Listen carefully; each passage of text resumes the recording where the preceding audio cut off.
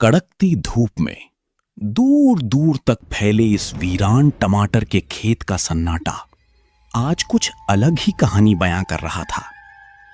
लाल लाल पके हुए टमाटर ऐसे चमक रहे थे मानो धरती पर किसी ने लाल माणिक बिखेर दिए हों।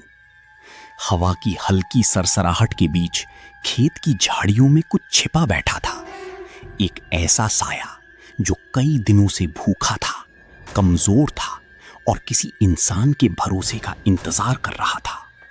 झाड़ियों के पीछे सूखी बेलों के बीच एक औरत जैसी आकृति चुपचाप बैठी थी। चेहरा पीला, बाल बिखरे हुए, आंखों में अजीब सी चमक। वो कोई साधारण औरत नहीं थी, वो एक चुड़ैल थी, कई दिनों से भूखी, इतनी भूखी कि अब उसमें किसी को नुकसान पहुंचाने की ताकत भी नहीं बची थी। उधर दूसरी ओर एक किसान अपनी मेहनत की फसल देखने उम्मीदों से भरे कदमों के साथ खेत की पगडंडी पर चला आ रहा था। उसे क्या पता था कि आज ये पगडंडी उसे दौलत नहीं, मौत की और करीब ले जा रही है। अरे वाह, मान गए भाई। ये बार तो धरती मैया एकदम सोना उगल दी है। पूरा खेत एकदम लाल लाल टमाटर से भर गया है। इतना बढ़िया माल देख के तो दिल गदगद हो गया। लगता है ये साल बिटवा का नाम बड़े स्कूल में लिखवा देंगे।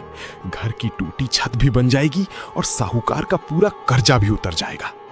बस भगवान इतना कर दें कि कोई जंगली जानवर रात में फसल खराब ना करे, फिर समझो किस्मत चमक गई हमार। किसान अपनी फसल देखकर फूला नहीं समा रहा था। उसके दिल में खुशियों के लड्डू फूट रहे थे। वो मन ही मन आने वाले दिनों के सपने सजाने लगा। नई छत, बिटिया की शादी, बेटे की पढ़ाई और घर में खुशहाली। लेकिन किस्मत अक्सर इंसान की सबसे बड़ी खुशी के समय ही उसकी परीक्षा लेती है। आज भी कुछ ऐसा ही होने वाला था। ये बार तो छठी मैया ने सुन ली हमारी। कल सवेरे ही मंडी जाकर व्यापारी से बात करेंगे। इतना माल बिक गया तो जिंदगी बन जाएगी। तभी किसान की नजर पगडंडी के बीचों बीच पड़ी एक औरत पर गई। वो जमीन पर गिरी हुई थी, सांसें तेज चल रही थी, शरीर कमजोर लग रहा था। अरे बाप रे, ये रास्ते के बीचों बीच कौन औरत पड़ी है? लगता है बहुत बीमार है। अरे ओ बहन, सुन रही हो? ठीक तो हो ना? बचा लीजिए भैया, मैं बहुत लाचार हूँ। कई दिनों से पेट में अन्न का एक दाना नहीं गया। अगर आज कुछ खाने को नहीं मिला तो मैं यहीं दम तोड़ दूंगी। बस थोड़ा सहारा दे दीजिए, जीवन भर आपका एहसान मानूंगी। किसान ने उसे गौर से देखा। औरत दिखने में मजबूत लग रही थी। अगर उसे अपने खेत पर रख लिया जाए तो रात की रखवाली का काम मुफ्त में हो सकता था। न मजदूरी देनी पड़ेगी, न चौकीदार रखना पड़ेगा, न रात रात भर जागना पड़ेगा। उसकी मन में दया से ज्यादा लालच जाग उठा। देखने में तो तगड़ी लग रही है, बस भूख से बेहाल है। अगर इसे अपने खेत पर रख लें तो जानवरों से फसल बच जाएगी, एक पैसा भी नहीं देना पड़ेगा। ये तो एकदम फायदे का सौदा है। अरे बहन, हम कोई पत्थर दिल थोड़े ना है। चलो हमारा हाथ पकड़ो, पास में ही हमारा खेत है, वहीं एक छोटी झोपड़ी है, वहीं रहना खाना पीना मिलेगा। सच में भैया, आप तो हमारे लिए भगवान बनकर आए हैं। ये एहसान मैं कभी नहीं भूलूंगी। जो कहेंगे वही करूंगी। एहसान तो हम भी नहीं भूलेंगे और चुकाना भी तुम ही को पड़ेगा। बेचारी चुड़ैल समझ रही थी कि उसे एक सहारा मिल गया है, लेकिन उसे क्या पता था कि ये सहारा दया का नहीं, लालच का था। किसान उसकी मजबूरी में अपना फायदा देख रहा था और इसी लालच ने आने वाले विनाश की नींव रख दी। शाम ढलते ढलते दोनों मिट्टी की बनी छोटी झोपड़ी तक पहुंच गए। चारों तरफ लाल टमाटरों के पौधे हवा में हिल रहे थे। दूर कहीं सियारों की आवाज सुनाई दे रही थी। चुड़ैल ने पहली बार राहत की सांस ली। उसे लगा अब उसे खाना मिलेगा, आराम मिलेगा और शायद इंसानों पर उसका भरोसा लौट आएगा। सुनो, आज से यही तुम्हारा ठिकाना है, लेकिन याद रहे यहां मुफ्त में कुछ नहीं मिलता। आज रात से खेत की रखवाली शुरू।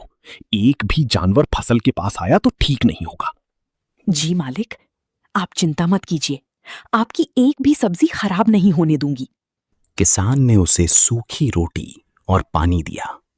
चुड़ैल ने भूख से कांपते हाथों से रोटी खाई। कई दिनों बाद उसके पेट में कुछ गया था। उसकी आंखों में कृतज्ञता थी, लेकिन किसान की आंखों में केवल स्वार्थ था। उस रात चुड़ैल खेत के बीच खड़ी रही। उसकी आंखें अंधेरे में चमकती रहीं। जंगली सुअर, नीलगाय और बंदर खेत के पास आने की हिम्मत तक नहीं कर पाए। सुबह जब किसान उठा तो उसने देखा कि पूरी फसल सुरक्षित थी। वाह रे भाग्य, अब तो मजा आ गया। सच में मुफ्त का चौकीदार मिल गया। दिन बीतने लगे।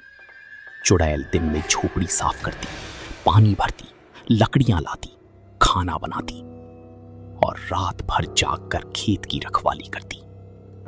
किसान की फसल पहले से भी ज्यादा सुरक्षित रहने लगी। एक भी टमाटर खराब नहीं होता था।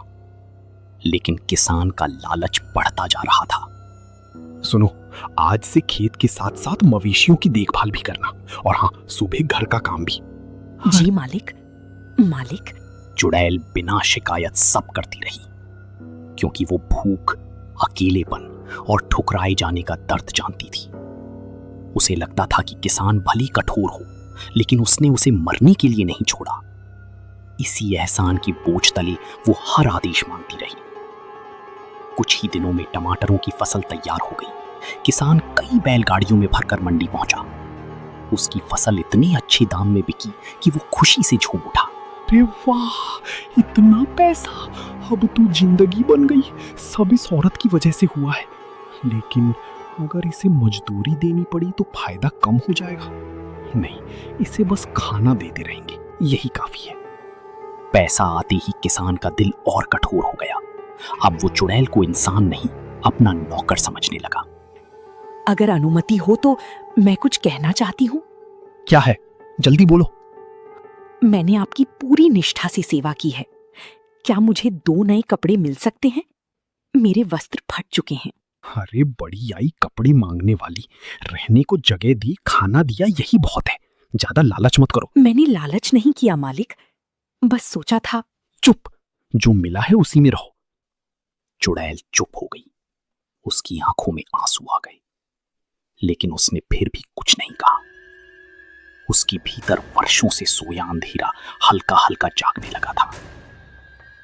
एक रात तेज बारिश हुई, बिजली कड़क रही थी, खेत में पानी भरने लगा। चुड़ैल पूरी रात भीगती रही ताकि पौधे बच जाएं। सुबह किसान ने देखा कि पूरी फसल सुरक्षित है, लेकिन चुड़ैल बुखार से कांप रही थी। मालिक, आज शरीर बहुत टूट रहा है। क्या मैं थोड़ी देर आराम कर सकती हूँ? आराम? हमने क्या तुम्हें आराम करने के लिए रखा है? उठो और काम पर लगो। यही वो क्षण था जब चुड़ैल की धैर्य की आखिरी डोर टूट गई। उसने पहली बार किसान को उसी नजर से देखा जिस नजर से शिकारी अपने शिकार को देखता है। उस रात किसान गहरी नींद में सो रहा था। अचानक उसे झोपड़ी के बाहर किसी के चलने की आवाज सुनाई दी। ठक ठक ठक। वो घबरा कर उठा, दरवाजा खोला और जो उसने देखा उसे देखकर उसकी चीख निकल गई। सामने वही औरत खड़ी थी, लेकिन अब उसका चेहरा इंसानी नहीं था। आंखें लाल, दांत नुकीले, बाल हवा में उड़ रहे थे, चेहरे पर भयावह मुस्कान। क्यों मालिक, पहचाना नहीं? मैं वही हूं जिसे तुमने सड़क से उठाया था, जिसने तुम्हारी खेत बचाए, तुम्हें अमीर बनाया, और बदले में तुमने क्या दिया? अपमान, गुलामी, तिरस्कार। मुझे माफ कर दो, मैं लालच में अंधा हो गया था। जब मैं भूखी थी तब मैं इंसानियत खोज रही थी।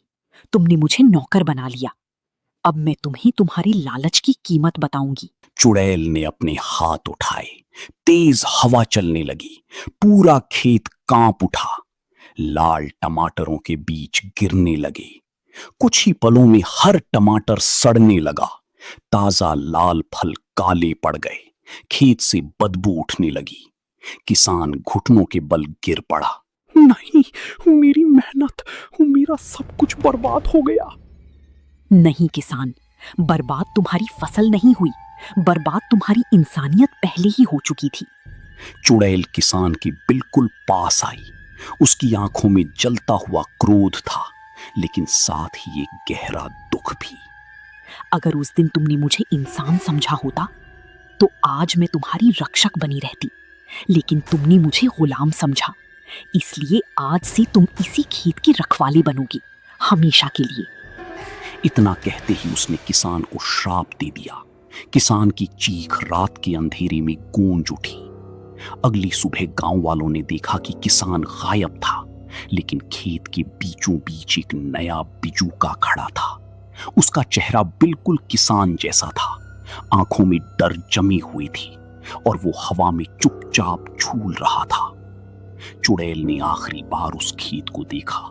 उसकी आंखों में अब क्रोध नहीं था, सिर्फ एक ठंडी उदासी थी। फिर वो धुंध बनकर रात के अंधेरे में गायब हो गई। कहते हैं आज भी उस गांव के लोग उस खेत के पास रात में नहीं जाते, क्योंकि लाल टमाटरों के बीच कभी कभी एक औरत दिखाई देती है और हवा में एक फुसफुसाहट सुनाई देती है। भूखी को भोजन दो, सहारा दो, लेकिन उसके भरोसे का सौदा मत करो, वरना लालच की कीमत बहुत भारी पड़ती है। इंसान की सबसे बड़ी ताकत उसकी मेहनत नहीं, उसकी इंसानियत होती है। और जब लालच इंसानियत पर भारी पड़ जाए तब विनाश तय होता है। ये कहानी हमें यही सिखाती है कि किसी की मजबूरी का फायदा उठाना सबसे बड़ा पाप है, क्योंकि हर कमजोर दिखने वाला इंसान सच में कमजोर हो ये जरूरी नहीं। कभी कभी वो आपके भाग्य का रक्षक भी हो सकता है, और अगर उसका दिल टूट जाए तो वही आपके विनाश का कारण भी बन सकता है।